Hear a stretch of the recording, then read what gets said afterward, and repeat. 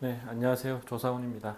예, 오늘은 네 번째 영상을 녹화하기로 했고요. 그래서 오늘 말씀드릴 내용은 제가 페북에 한번 썼는데 치과에 따로 임상 양약이 필요한 이유에 관해서 거기에 관해서 내용을 설명하기 위해서 제가 이 상악동염의 세균성 상악동염이겠지요. 거기 주요 병인균에 관한 이야기를 하면서 그런 말씀을 드린 게 있습니다. 그래서 오늘은 거기에 대해서 일단은 부연 설명을 하려고 이 동영상 녹화를 합니다.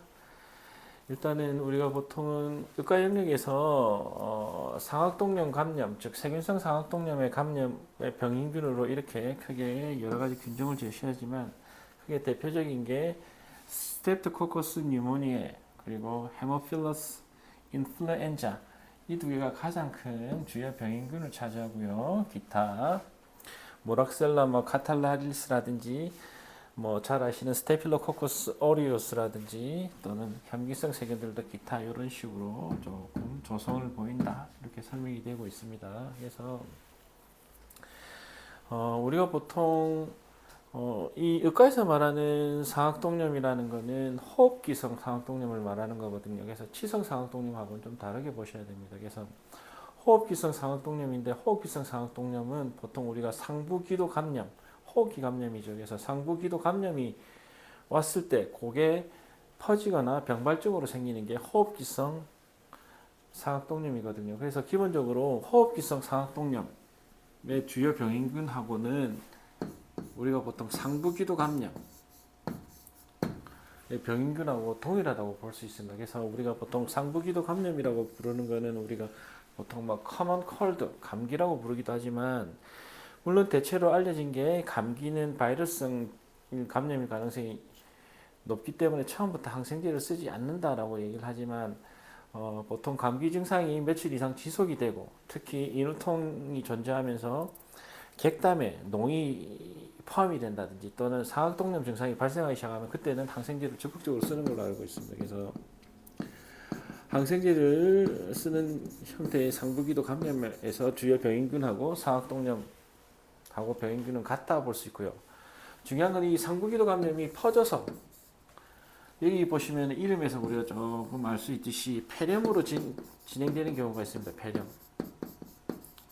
뉴모니아겠죠. 그래서 그렇기 때문에 이 상부기도 감염이 퍼져서 폐렴으로 가기 때문에 폐렴의 주요 병인균하고 상부기도 감염도 거의 일치합니다. 물론 하나 좀 더 추가되는 세균이 있습니다만 그렇기 때문에 우리가 폐렴 그리고 상부기도 감염 그리고 세균성 상악동염 이 세 가지 질환 호흡기성 감염 질환은 거의 대부분의 경우에서 감염 주요 병인균이 같다 이렇게 보시면 됩니다. 그런데 문제는 이 폐렴 같은 경우에는 이게 실질적으로 임상적으로 중요한 문제가 있습니다. 그래서 뭐냐면 생각보다 폐렴의 치사율이 되게 높은 걸로 알려져 있습니다. 그래서 보통은 폐렴의 치사율이 대략 한 14에서 한 16% 정도 좀 된다고 보거든요. 왜냐하면 폐렴이 오면 호흡기성 감염이기 때문에 기침이라든지 이렇게 하면서 비말을 통해서 감염이 전파가 되거든요. 그래서 폐렴 같은 경우에는 어떤 개체에게 폐렴이 발생했을 때 그 주변 사람들뿐만 아니라 쉽게 사회로 크게 그 사람들이 사는 집단 내 넘어서 지역 사회까지 쉽게 퍼지는 경향이 있습니다. 그래서 보통은 우리가 폐렴에서 중요한 공중보건학적으로 중요한 의미를 가지는 게 우리가 지역 사회 획득 폐렴이라고 커뮤니티 어콰이어드 뉴모니아라는 개념이 있습니다. 그래서 그 지역 사회 획득 폐렴의 개념으로 봤을 때는 치사율이 매우 높은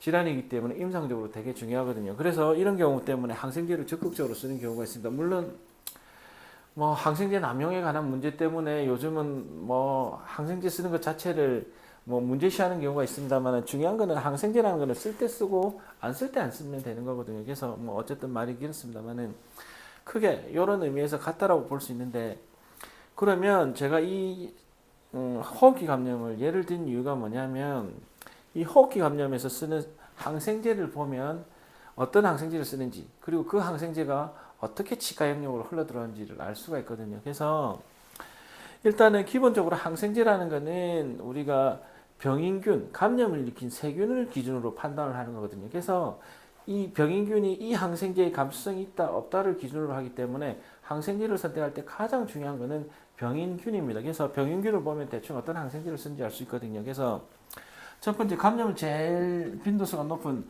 스트레프토코커스 뉴모니아 같은 경우에는 기본적으로 스트레프토코커스 우리가 보통은 세균을 형태학적으로 분류를 할 때 뭐 코사이라고 부르기도 합니다만 기본적으로 구균이거든요.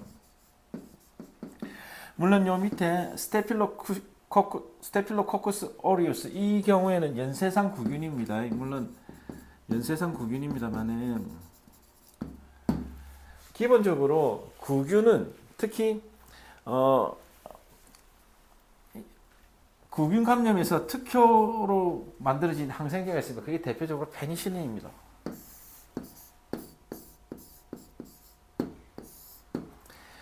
최초의 페니실린이 합성이 되어서 임상에서 사용되지만 페니실린은 기본적으로 물론 혐기성 세균은 아닙니다. 호기성 또는 우리가 통성 혐기성. 그래서 우리가 보통 혐기성 세균이라고 부르는 것은 어블리게이트 즉 편성 혐기성을 얘기하기 때문에 어쨌든 혐기성균이 아닌 구균에 대해서 특징적인 항균 범위를 가지는 게 페니실린입니다. 그래서 당연히 우리가 이 호흡기 감염의 치료 역사에서 봤을 때 당연히 페니실린이 물론 역사적으로 최초로 발견된 항생제이기도 하기 때문에 제일 먼저 사용되었을 겁니다. 그래서 페니실린을 사용하는 경우가 높고요. 두 번째는 원장님들께서 보통은 우리가 뭐 세균성 심내막염 예방을 위한 항생제 뭐 외과적 시술을 할 때 했을 때 말 그대로 세균성 심내막염도 스트레프토코커스 계열의 스트레프토코커스 계열의 병인균에 의해서 생긴 거거든요. 그렇기 때문에 페니실린이 당연히 구균 계열이기 때문에 예방적 항생제로 쓰이는데 만약에 그러한 경우에 페니실린에 알러지가 있다. 그런 경우에 선택하는 게 뭡니까? 물론 과거입니다. 지금은 아니고요. 그때 사용되는 게 에리스로마이신입니다. 왜냐하면 에리스로마이신은 우리가 메이크로라이드라고 부릅니다. 메이크로라이드 계열이라고 부르는데 이런 항생제들은 그 화학적 구조를 보면 굉장히 큰 링 모양의 구조를 가지고 있기 때문에 메이크로 아주 큰 라이드 링 모양이다 이런 식으로 쓰거든요. 그래서 우리가 페니실린에 알러지가 있을 때 대체제 약물로 쓰이는 게 에리스로마이신인데 왜냐하면 기본적으로 이러한 에리스로마이신 메이크로라이드도 구균 계열의 세균의 항균 효과를 가지고 있습니다. 그래서 뭐 물론 지금은 의미가 중요하지 않습니다만은 뭐 박테리오 시다린이 뭐 박테리오 스태틱이니 뭐 정균제니 살균제니 또는 뭐 기전에서 조금 차이는 있긴 있지만 페니실린하고 메이크로라이드, 에리스로마이신은 거의 항균 범위가 같다라고 보시면 됩니다.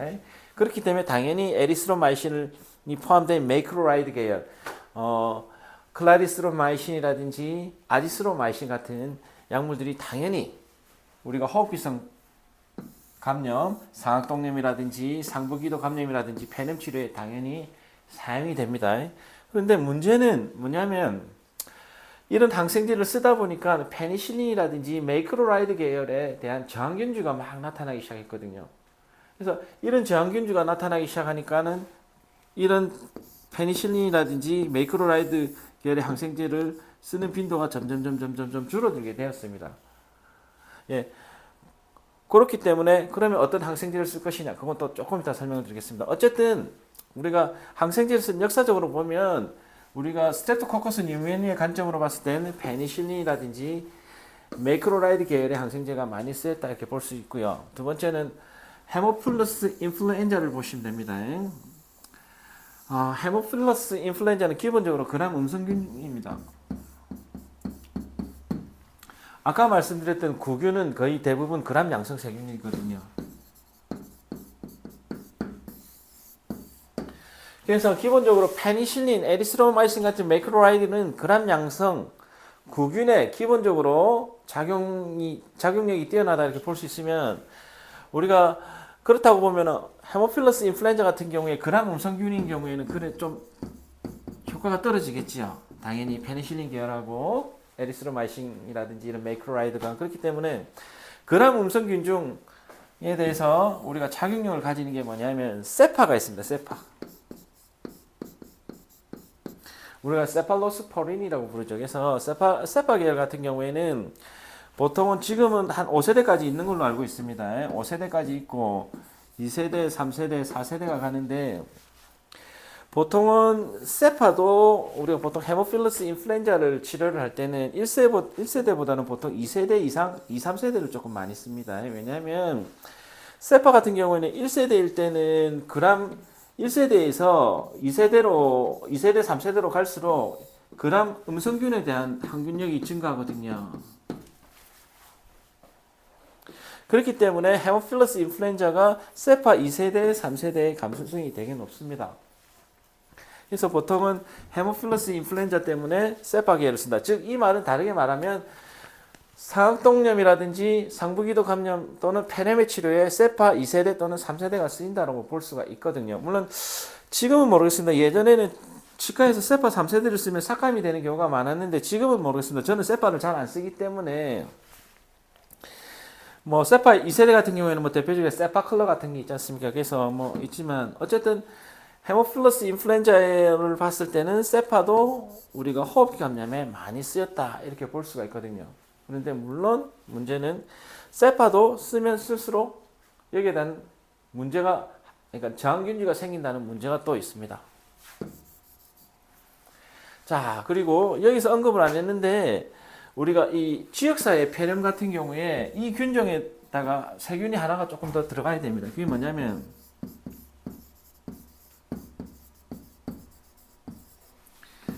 마이코플라즈마 뉴모니에라는 세균이 있습니다.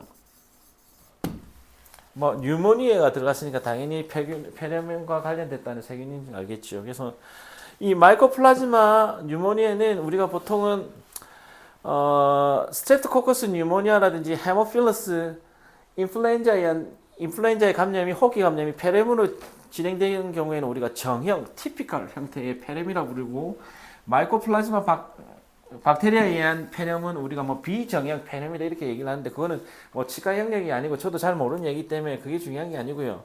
기본적으로 이게 마이코플라즈마 박테리아에 대해서 아셔야 될 게 뭐냐면 이 세균은 굉장히 특징적인 특징을 가지고 있습니다. 뭐냐면 보통은 우리가 세균을 뭐 여러 가지 방법으로 나눕니다. 뭐 그람 염색법에 의해서 크게 분류를 하기도 하고요. 거기에서 따라서 형태로 그래서 둥글둥글 공 모양이라 하면 구균이라 부르고 짝대기 모양이라 부르면 바실러스, 뭐 바실라이 우리가 간균이라 부르기도 하고요. 뭐 짝대기 모양이라 부르기도 하고요.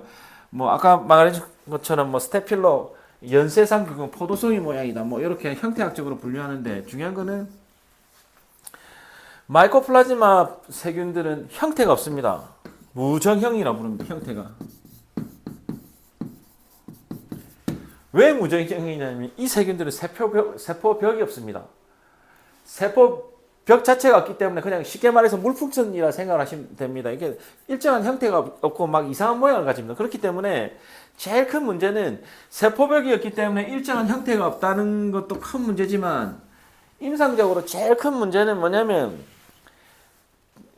이 우리가 보통 아까 말씀드렸던 세파라든지 페니실린 같은 경우는 우리가 베타락탐 계열이라고 부르는데 이 베타락탐 계열의 특징은 뭡니까? 세포벽 합성 억제제거든요. 그래서 어떤 세균의 세포벽 합성을 억제를 해서 그 세균에 대한 항균 범위를 가지는데 마이코플라즈마 박테리아는 기본적으로 세포벽이 없기 때문에 이 세균들은 태생적으로 세팔로스포린이든 페니실린이든 여기에 대해 감수성이 없다는 뜻입니다.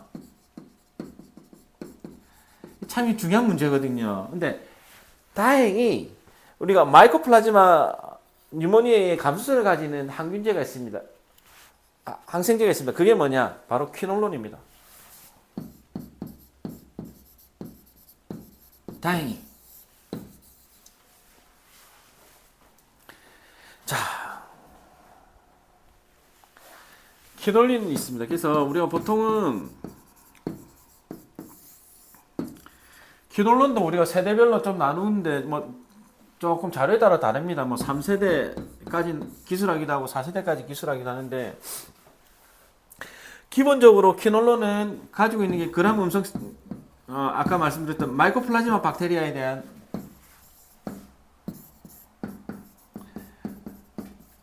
마이코플라즈마 박테리아에 관한 항균 작용이 있다. 여기에서 또 중요한 게 있습니다. 키놀론이라는 게 이게 1세대, 2세대 개발이 가면서 어떤 식으로 되냐면 좀 세파하고 다릅니다. 세파 같은 경우에는 세대가 좋아지면서 그람 파지티브에 대한 항균 범위가 그람 네가티브에 대한 항균 범위로 증가하고 이건 오히려 떨어지는 경우가 있는데 키놀론은 반대입니다. 키놀론은 세대가 증가할수록 우리가 뭐 2세대, 3세대, 4세대로 갈수록 기존에 가지고 있던 항균 범위가 기본적으로 키놀론은 그람 음성에 대한 항균 범위를 가지고 있는 세균이 항생제입니다. 그래서 아까 전에 말씀드렸던 그 세균들하고 페니실린하고 가장 큰 차이점인데 기본적으로 그람 음성에 대한 마이코플라즈마 박테리아에 대한 항균력도 가지고 있지만 그람 음성 균주에 대한 항균력도 가지고 있는데 여기에 세대가 증가할수록 그람 파지티브 균종에 대한 항균력도 가지는 거거든요. 그래서 뭐 보통 우리가 이 키놀론 중에서 우리가 레스퍼레이토리 키놀론이라는 게 있습니다.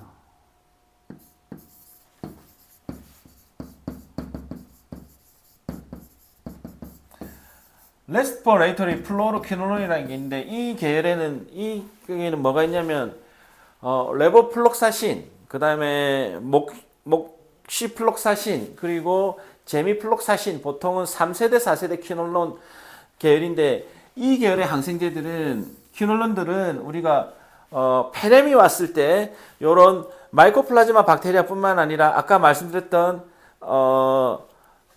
스트랩토코커스 뉴모니아라든지 또는 기본적으로 그람 음성에 갖고 있기 때문에 헤모필러스 인플루엔자라든지 이런 광범위한 항균 범위를 가지거든요. 그렇기 때문에 최근에 들어서 기본적으로 호흡기 감염, 아까 말씀드렸던 상악동염이라든지 상부기도 감염이라든지 페렘이라든지 이런 치료에서 가장 광범위하게 사용되는 항생제가 바로 플로로퀴놀론입니다. 자, 그러면 정리하면 호흡기 감염에서 이때까지 사용됐던 항생제가 최근에는 플로로퀴놀론이랬지만 그 전에 페니실린이 있었고 그 다음에 메이크로라이드가 있었고 그 다음에 말씀드린 게 뭡니까? 세파가 있었습니다. 자, 이렇게 항생제 목록을 딱 적으니까 되게 친숙하시죠? 치과 의사인데도. 이거는 지금 의과에서 주로 쓰는 약인데도 불구하고 치과 의사인 우리들이 봤을 때도 되게 친숙한 약입니다. 물론 교과서적으로 배우기도 하지만 왜 그러냐? 거의 대부분의 치과 의사들이 어떤 약을 선택할 때 거의 대부분 물론 교육에 의해서 받는 경우도 있습니다만은 물론 그 교육에서 이루어지는 저서의 경우도 마찬가지입니다만은 거의 대부분은 의과 영역에 있는 자료를 그대로 땡겨서 쓰거든요. 그래서 텍스트가 만들어지기도 하고 두 번째는 지인들 중에 의과 선생님들이 계시면 특히 호흡기 감염 항생제를 많이 쓰는 과가 이비인후과랑 우리 그 주변에 그러니까 주변과에서 일반 내과 감기를 다루는 호흡기 감염을 다루시는 원장님들이 많이 쓰기 때문에 주변에 이런 호흡기 감염을 다루는 지인이 있으면 그분들을 통해서 항생제를 추천을 받거나 또는 문의를 해서 추천을 받거든요. 그렇기 때문에 거의 대부분 경우 이런 약들을 추천을 받거나 이런 약들을 쓴다네 해서 땡겨서 쓰는 겁니다. 그래서 내 친구가 일반 내과 의사가 있는데 내 친구가 일반 내과 레지던트가 있는데 내 친구가 아는 선배가 아는 후배가 이비인후과 교수가 있는데 이비인후과 선생님이 있는데 이 항생제 좋다더라. 그러면 막 쓰는 거거든요. 그래서 거의 대부분 지금 현재 치과 의사들이 거의 대부분이 이런 약들에 대해서 굉장히 많이 쓰고 이런 약들에 대해서 굉장히 우호적으로 생각을 합니다. 물론 그거는 좀 나중에 또 복잡한 문제가 있습니다만은 그렇지만 문제는 제가 말씀드린 것처럼 항생제라는 것은 주요 병인균에 따라서 써야 되는 거거든요. 근데 아까 제가 설명을 드렸지만 이런 항생제들은 뭐라 했습니까? 기본적으로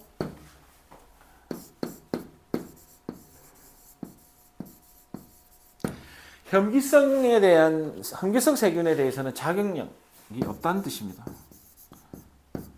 다 그런 포지티브든 스트랩토코커스 뉴모니아든 그램 음성 헤모필러스 인플루엔자든 기타 뭐 형태가 없는 마이코플라즈마 박테리아균들이든 이런 균들은 거의 대부분 이런 것들은 현미성 세균이 아니거든요. 그렇기 때문에 현미성 세균이 아닌 세균들에게 작용하는 항생제를 현미성 세균에게 쓴다. 이게 안 된다는 뜻입니다. 왜? 치성 감염은 거의 대부분 현미성 감염이거든요.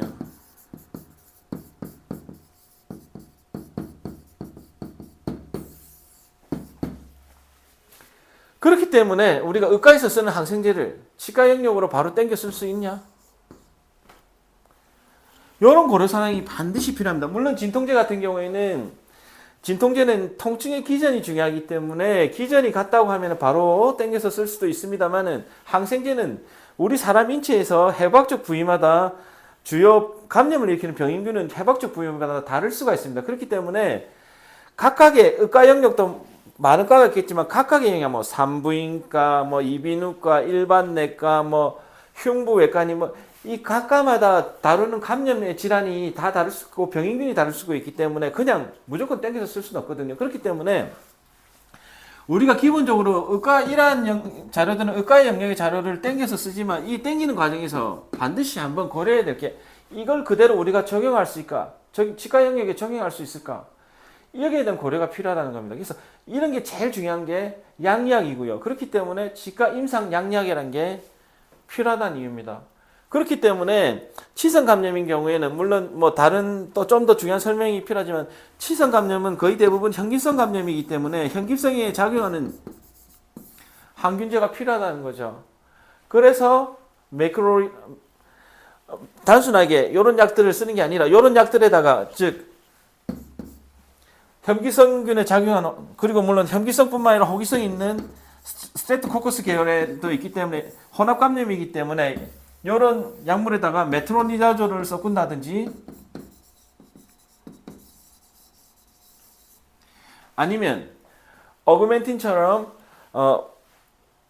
어그멘틴을 써서 이런 현기성 그람 음성균 중에 작용하는 약을 쓴다든지 그런 게 필요하다는 뜻입니다. 그래서 자, 결론적으로 말씀을 드리면 거의 대부분 치과 의사들이 페니실린이라든지 세팔로스포린이라든지 메이크로라이드라든지 퀴놀론, 뭐 플로로퀴놀론이라든지 이런 약물에 대해서는 굉장히 친숙하지만 이런 약들은 기본적으로 현기성에 대한 작용이 없기 때문에 그냥 주변의 추천으로 바로 쓰지 말고 쓸 수 있을까? 쓰려면 어떻게 해야 될까? 거기에 대한 고민을 반드시 해라는 말씀입니다. 그래서 지금 요 과정에서는 뭐 제가 대충 말씀드리면 기본적으로 항생제에 대한 얘기를 대충 한 건데요. 그래서 의과 영역에서 만들어진 자료를 치과 영역에 바로 우리가 적용할 수 있을까의 문제가 양약 문제도 있지만 제가 볼 땐 TMD도 굉장히 이런 문제가 있습니다. 그래서 다른 관절에 생긴 관절염과 턱관절에 생긴 관절염이 과연 같을 수 있을까? 또는 다른 관절 질환에 생긴 근육장애를 우리가 저작권에 바로 적용할 수 있을까? 이런 고민이 없이는 절대 좋은 진료가 되지 않을 거라 생각합니다. 그래서 오늘은 이상은 이까지로 마치고 TMD에 관해서는 이야기는 다음에 한번 시간이 되면 또 정리해서 올리겠습니다.